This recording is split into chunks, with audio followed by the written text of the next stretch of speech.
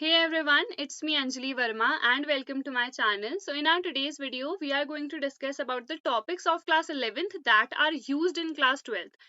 बहुत सारे स्टूडेंट्स ने ना अभी क्लास 12th की प्रिपरेशन स्टार्ट नहीं करी है, थिंकिंग कि ऐसे बहुत सारे टॉपिक्स होंगे क्लास 11th के जो हमें पढ़ने पड़ेंगे एंड हमने क्लास 11th अच्छे से नहीं पढ़ी है, तो क्या हम क्लास 12th अच्छे से कर पाएंगे या फिर नहीं। तो the answer is simply yes. Even अगर क्लास 11th में उतने अच्छे से नहीं पढ़ा है ना, तो सिर्फ ये वाले टॉपिक्स पढ़ लो एंड क्लास 12th की प्रिपरेशन बिल्कुल ही स्टार्ट कर दो। एंड ये टॉपिक्स पहले पढ़ने की भी जरूरत नहीं है, जैसे ही वो पर्टिकुलर चैप्टर आता है तो उसी टाइम पे भी अगर ये टॉपिक पढ़ोगे ना, that will be also enough. तो ये topics physics, chemistry as well as maths तीनों के लिए मैं बताने वाली हूँ। बोर्ड्स पर्सपेक्टिव से मैं बताने वाली हूँ। अगर तुम जेई या फिर नीट की प्रिपरेशन कर रहे हो, सो डेफिनेटली क्लास 11th के जितने टॉपिक्स हैं, जितने चैप्टर्स हैं, वो तो हमें प्रिपेयर करने ही है। बट अभी हम स्पेसिफिकली बोर्ड्स की बात कर रहे हैं कि क्लास 12th बोर्ड्स के लिए अगर हम प्रिपेयर कर रहे हैं तो क्लास 11th के कौन से टॉपिक्स हमें पढ़ने पड़ेंगे। तो सबसे पहले फिजिक्स की बात कर लेते हैं। फिजिक्स में ऑनेस्टली उतना ज्यादा कुछ भी नहीं है, लेकिन सिर्फ 3 टॉपिक्स हमें पढ़ने हैं, इसके अलावा सब कुछ एकदम फ्रेश है। तो बिल्कुल ना क्लास 12th की फिजिक्स तुम स्टार्ट कर सकते हो। हमें थोड़ी बहुत नॉलेज वेक्टर्स की होनी चाहिए, बिकॉज वेक्टर सम का हम यूज करेंगे, वेक्टर प्रोडक्ट्स का यूज करेंगे एंड इवन अगर तुम्हारी मैथ्स है तो वहां पे भी हमारा ये सब यूज होने वाला है, डॉट प्रोडक्ट, क्रॉस प्रोडक्ट, तो ये सारी चीजें वहां पे भी यूज होंगी एंड फिजिक्स में भी ये चीजें हमारी यूज होती है। बेसिक डिफरेंशिएशन एंड इंटीग्रेशन आना चाहिए। मैथ्स वाले तो पढ़ ही लेंगे मैथ्स में, बट दिक्कत ना बायो स्टूडेंट्स को आएगी। तो जो भी बायो वाले स्टूडेंट्स है ना, बेसिक जो डिफरेंशिएशन होता है, इंटीग्रेशन होता है, उसके जो सिंपल से फॉर्मुलाज होते हैं उनको डेफिनेटली कर लेना, ठीक है, बिकॉज वो यहाँ पे जैसे ही हम डेरिवेशंस वगैरह करते हैं तो ये यूज होते हैं। उसके बाद टॉर्क एंड कपल, ये क्या होता है, ये चीजें यूज होती है। जैसे हम इलेक्ट्रोस्टैटिक्स पढ़ेंगे तो वहां पे टॉर्क का फॉर्मूला आता है, इवन मैग्नेटिज्म में फिर हम टॉर्क की बात करते हैं तो टॉर्क होता क्या है, कपल क्या होता है, ये बेसिक चीजें हमें आनी चाहिए जो कि क्लास 11th में हम कवर कर ही चुके हैं। तो अगर ये चीजें नहीं भी आती है ना, तो सिंपली क्या करना है, ये टॉपिक को सर्च कर लेना है। बहुत सारी वीडियोस मिल जाएंगी, तो उन वीडियोस को इजीली देख सकते हो। सब कुछ फ्री ऑफ कॉस्ट अवेलेबल है यूट्यूब में, तो उनका यूज करो। एंड ऑल्सो जो भी ऐसे स्टूडेंट्स हैं जो क्लास 9th में है या क्लास 10th के हैं, ठीक है, जैसे मैक्सिमम जो भी स्टूडेंट्स ये वीडियो देख रहे हैं वो क्लास 11th के होंगे या 12th के होंगे। बट अगर तुम अपने जूनियर्स को जानते हो तो उन्हें ना पहले से ही बता देना कि पहले से ही जो भी हमारे 9-10 के टॉपिक्स होते हैं उनको प्रिपेयर करना स्टार्ट कर दो, अगर तुम आगे आईआईटी जेईई या फिर नीट की प्रिपरेशन करना चाहते हो। बिकॉज जितना ज्यादा बेसिक क्लियर रहेगा ना, उतना ज्यादा बेनिफिट रहेगा, उतना ज्यादा हमें लास्ट में प्रेशर लेने की जरूरत नहीं पड़ेगी। इसीलिए ना फिजिक्स वाला क्लास 9th के बच्चों के लिए नीव 2.0 लेके आया है। ये क्लास 9th की तो प्रिपरेशन तुम्हें कराएगा ही, इसके साथ साथ जो बेस होता है ना, वो बहुत ही ज्यादा स्ट्रॉन्ग कर देगा। आगे अगर वो स्टूडेंट फिर आईआईटी जेईई या फिर नीट की प्रिपरेशन करना चाहते हैं तो वहां पे कॉन्सेप्ट्स बहुत ही क्लियर रहेंगे। तो ये बैच डेफिनेटली वो स्टूडेंट्स परचेस कर सकते हैं। ये हमारी सारी फैकल्टी है। इसका कॉस्ट ना 1900 कर दिया गया है। एंड ऑल्सो क्लास 10th के जो भी स्टूडेंट्स हैं वो भी हमारा उड़ान 2.0 बैच डेफिनेटली ज्वाइन कर सकते हैं। यहाँ पे ये सारी हमारी फैकल्टीज हैं। इसका कॉस्ट भी 1900 है। क्लास 10th के बोर्ड्स के लिए ना ये वाला बैच बहुत ज्यादा स्टूडेंट्स को हेल्प करेगा। ये दोनों ही जो हमारे बैचेस है ना, दोनों ही फाउंडेशन बैचेस हैं। यहाँ पे बहुत अच्छे तरीके से जो भी बेस है ना उसे मजबूत कराया जाएगा, ताकि आगे बच्चा अगर आईआईटी जेईई या नीट की प्रिपरेशन करता है तो उसके जितने बेसिक हैं वो बहुत अच्छे से क्लियर हों। यहाँ पे टॉप फैकल्टीज पढ़ाने वाली हैं, सारे सब्जेक्ट्स यहाँ पे कवर होने वाले हैं, तो बहुत अच्छे से इन डेप्थ नॉलेज बच्चों को हो जाएगी।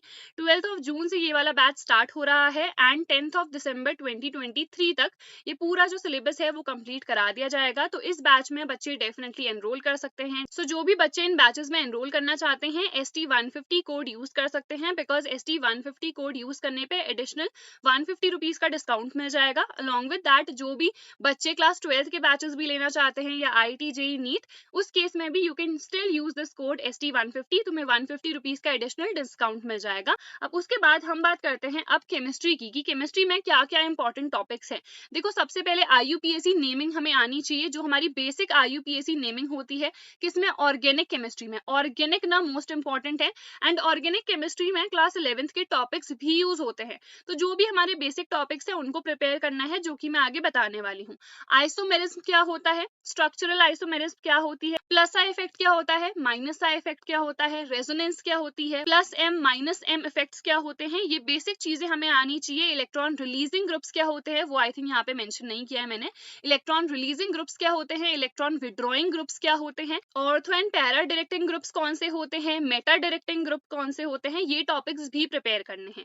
उसके बाद बेंजीन का जो स्ट्रक्चर होता है वो किस तरीके से बनता है, एंड बेंजीन में जो इलेक्ट्रॉन का डीलोकलाइजेशन होता है वो कैसे अकर करता है, ये बेसिक टॉपिक्स हमें आने चाहिए। केमिकल बॉन्डिंग, हाइब्रिडाइजेशन हमारे पास क्या होता है, ये बहुत अच्छे से आना चाहिए, बिकॉज अगर हाइब्रिडाइजेशन ही नहीं आया ना कि sp3 क्या होता है, sp3d2 क्या होता है, तो फिर इनऑर्गेनिक केमिस्ट्री ना उतने अच्छे से नहीं कर पाओगे। तो इसीलिए हाइब्रिडाइजेशन क्या होता है इसको बहुत अच्छे से समझ लेना। ये हमारा इनऑर्गेनिक के लिए हो गया, ये मैंने ऑर्गेनिक के लिए बताया अभी जितने टॉपिक्स हैं। Mole concept and periodic table, periodic table again हमारा किस में यूज हो जाएगा, इनऑर्गेनिक में यूज हो जाएगा, एंड मोल कॉन्सेप्ट जो है सोल्यूशंस में यूज हो जाएगा। मोल कॉन्सेप्ट जो है हमारी बेसिक चीज है, वो तुम्हें खुद ही सोल्यूशंस चैप्टर में वैसे मिल ही जाएंगी, बट स्टिल थोड़ा बेसिक आइडिया मोल कॉन्सेप्ट का कर लेना कि मोल क्या होता है, ये सारी चीजें, ठीक है।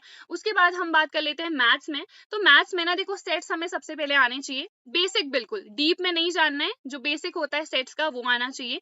रिलेशन क्या होता है, फंक्शन क्या होता है, ये अभी स्टार्ट हो जाएगा, ये चैप्टर है 12th में भी, तो हमें पहले बेसिक पता होना चाहिए, रिलेशन क्या होता है, फंक्शन क्या होता है, ठीक है। बाकी सारी तो न्यू टॉपिक्स हैं, बट ये बेसिक चीज आनी चाहिए। डोमेन क्या होता है, रेंज क्या होता है, कोडोमेन क्या होता है, ये चीजें आनी चाहिए। क्लास 11th के जितने ट्रिग्नोमेट्रिक फॉर्मूलाज हैं सबके सब लर्न कर लेना।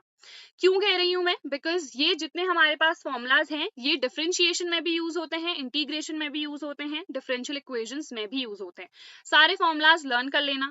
उसके बाद PMI, principle of mathematical induction. अब इसके ना मैट्रिसेस में तुम्हें एक या दो ही क्वेश्चंस मिलेंगे, चेक कर लेना खुद भी एक बार एनसीईआरटी जो मिसलेनियस एक्सरसाइज है वहां पे पीएमआई के क्वेश्चंस गिवन है, तो ये बेसिक अगर एक बार देख लोगे बहुत ही सिंपल से क्वेश्चंस हैं तो समझ में आ जाएगा, ठीक है। If you want to skip because एक दो ही क्वेश्चंस है so you can skip also, but because एक दो क्वेश्चंस है इसीलिए मैंने यहाँ पे बता रखा है। उसके बाद डिफरेंशिएशन आना चाहिए। वैसे तो इवन अगर फ्रेश स्टार्ट करते हो डिफरेंशिएशन क्लास 12th में भी तभी भी आ जाएगा, बट जो बेसिक चीजें हैं ना लाइक प्रोडक्ट रूल क्या होता है, डिवीजन रूल क्या होता है, एंड क्या हमारे बेसिक फॉर्मुलाज है डिफरेंशिएशन के, तो वो क्लास 11 से भी करोगे so that will be better for you, ठीक है। देन इलिप्स, सर्कल, पैराबोला, इन सब की इक्वेशंस और जो भी हमारे ग्राफ्स बनते हैं, ग्राफ बेसिकली फिगर, ठीक है। जैसे हमारे पास अगर इलिप्स है तो इस तरीके का हमारा बनेगा, ठीक है। दो तरीके के हमारे इलिप्स हो सकते हैं, मेजर एक्सिस कौन सी है, माइनर एक्सिस कौन सी है, एंड इनकी क्या जनरल इक्वेशंस होती हैं, बिकॉज ये हमारा अभी यूज होने वाला है। एप्लीकेशन ऑफ इंटीग्रल्स वाले चैप्टर में ग्राफ्स प्लॉट करने आएंगे तो वहां पे ये सारी चीजें यूज होती हैं। तो जो बेसिक फॉर्मुलाज है ना, जैसे हमारे पास X square upon A square plus Y square upon B square equals to 1, इस तरीके की हमारी जो इक्वेशन होती है ये किसकी होती है अगर पूछा जाए तो ये हमारे पास इलिप्स की होती है। देन हमारे पास सर्कल की पूछी जाए तो क्या हो जाएगा, x minus H square plus Y minus K square equals to R square. R radius हो जाती है, h कॉमा के कोऑर्डिनेट्स हो जाते हैं सेंटर के, अगर वो 0 0 है तो x square plus Y square equals to R square हो जाएगा। तो ये जितने हमारे पास बेसिक फॉर्मुलाज हैं वो सब बहुत अच्छे से लर्न कर लेना। तो इतने ही हमारे टॉपिक्स हैं जो हमें प्रिपेयर करने हैं फिजिक्स, केमिस्ट्री, मैथ्स में से क्लास 11th के, जो कि तुम्हारे क्लास 12th में यूज होने वाले हैं। अगर तुम लोग को वीडियो अच्छी लगी है सो डेफिनेटली लाइक करना एंड स्टूडेंट्स के साथ ज्यादा से ज्यादा शेयर करना, सो दैट उन्हें पता चल सके कि क्या टॉपिक्स हमें प्रिपेयर करने हैं, सो दैट हम क्लास 12th को भी अपना बहुत ही मजबूत बना सकें एंड बहुत अच्छे से स्कोर कर सकें। So that is it for our today's video. I hope this video helped you. Do not forget to like, share and subscribe to my channel, and I'll see you guys in the next video. Till then, take care.